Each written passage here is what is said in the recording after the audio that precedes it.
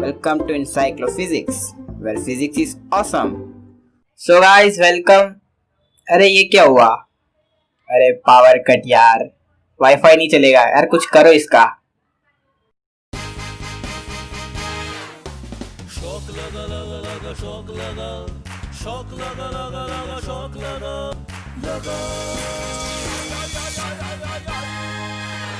पिछली वीडियो में हमने जाना कि 1748 में बेंजामिन फ्रैंकलिन ने चार्ज डिफाइन किए और नेट फ्लो ऑफ चार्ज को इलेक्ट्रिसिटी बताया, मगर उसके करीब 150 साल बाद इलेक्ट्रॉन्स मार्केट में आए और तब पता चला कि इलेक्ट्रॉन की मूवमेंट के जरिए चार्ज फ्लो करते हैं, जिसे मॉडर्न इलेक्ट्रिसिटी की डेफिनेशन होती है net flow of free electron is called electricity.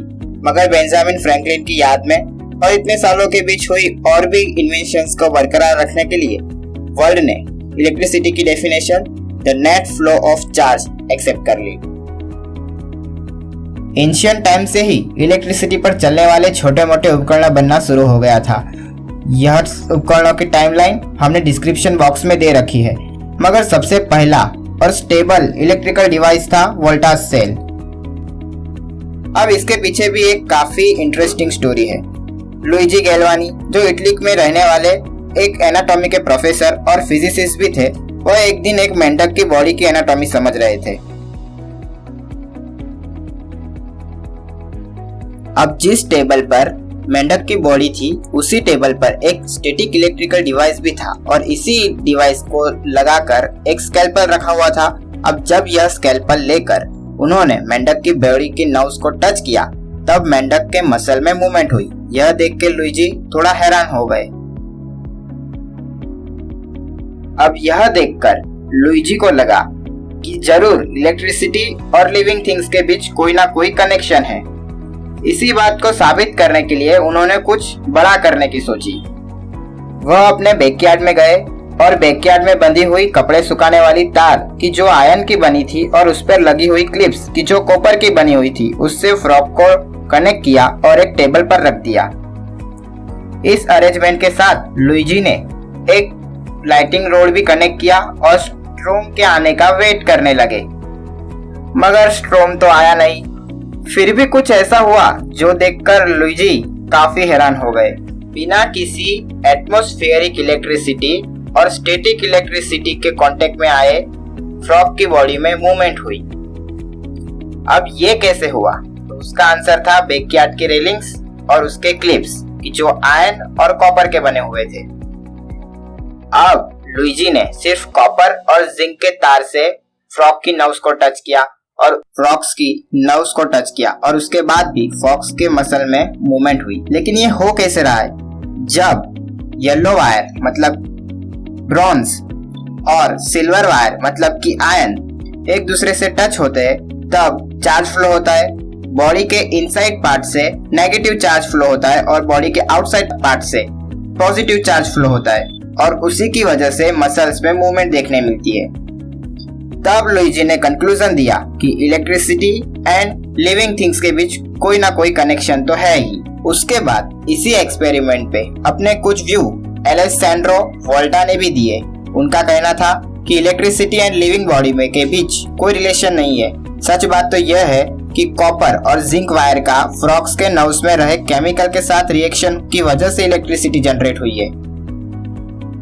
अब इसी फिनोमिना पे बेस्ड वोल्टा ने एक सेल बनाया। कैसे? जब वोल्टा ने फॉक्स के नर्व्स में रहे केमिकल की जांच की तो वह सॉल्ट वाटर से काफी मिलता जुलता आया और बस उसी के बाद 1800 में वोल्टा ने एक सेल का आविष्कार किया।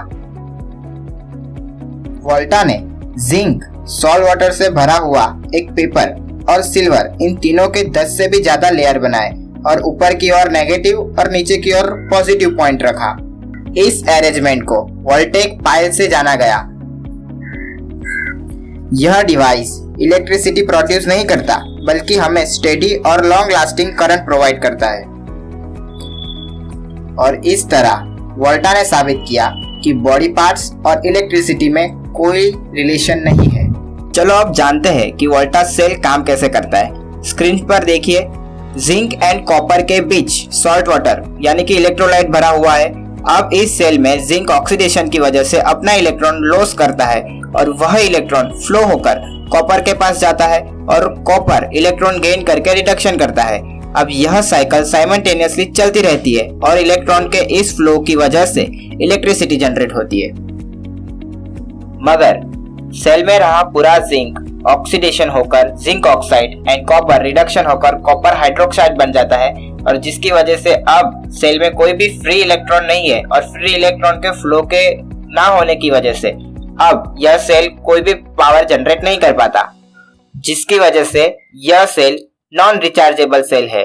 अब इसी चीज को रिसाइकल करने के लिए गैस्टन प्लेंटे ने रिचार्जेबल बैटरी का कॉन्सेप्ट दिया।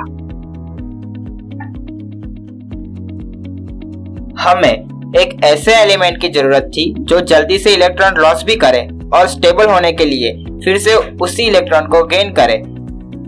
ऐसी प्रॉपर्टी लिथियम में देखी गई। अब रिचार्जेबल बैटरी का कंसेप्ट समझने के लिए चलो एक एग्जांपल लेते हैं। मान लो हम दुकान से मोबाइल खरीद कर ले आए और मोबाइल की बैटरी 0% चार्ज है, तो हम इसे रिचार्ज करेंगे। तो अब रिचार्ज प्रोसेस कैसे होगी? बैटरी में एक तरफ LiCoO2 मतलब कि लिथियम कोबाल्ट ऑक्साइड और दूसरी तरफ ग्रेफाइट भरा होगा और इन दोनों के बीच एक इंसुलेटर लगा होगा। अब जब हम इलेक्ट्रिसिटी बैटरी में एंटर करवाएंगे तो फ्लो ऑफ इलेक्ट्रॉन LiCoO2 को ब्रेक करेगा, जिससे लिथियम आयन और फ्री इलेक्ट्रॉन अलग हो जाएंगे।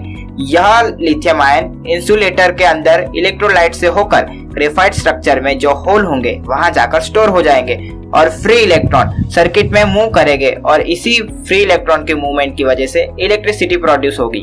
अब जब almost 90% of lithium ion store हो जाएंगे ग्रेफाइट में तो बैटरी चार्ज हो जाएगी।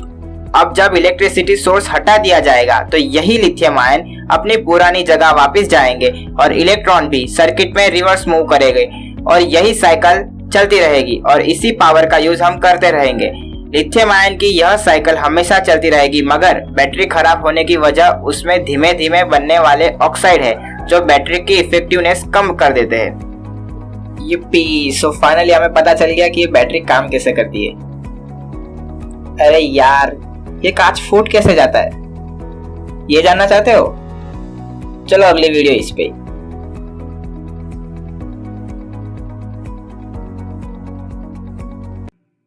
ऐसी ही और रोचक बातें जानने के लिए please subscribe our channel and press the bell icon.